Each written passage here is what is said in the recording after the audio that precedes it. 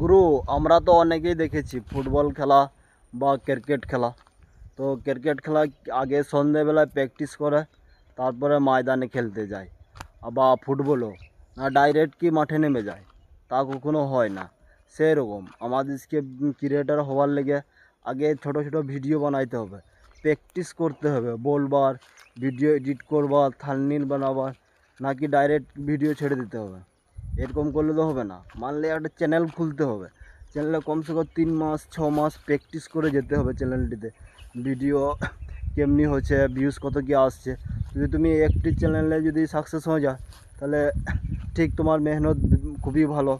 আর নাহলে তোমাকে কী হবে, একটা চ্যানেলে তুমি না সাকসেস হতে পারলে আর একটা চ্যানেল খুললে ওতে তো তুমি তো সব কাজ শিখে গেলে। ভিডিও বানানো, ভিডিও এডিট করানো, শ্যুট করনা, মোবাইল ধরা, ব্যাকগ্রাউন্ড রিমুভ করলা, A to Z তো তোমার শেখা হয়ে গিয়েছে। আবার কি তুমি আবার একটা চ্যানেল খোলার পর তুমি ওতে প্রপার ভালো কাজ করো, দায়িত্বভাবে, ডিসিপ্লিনভাবে।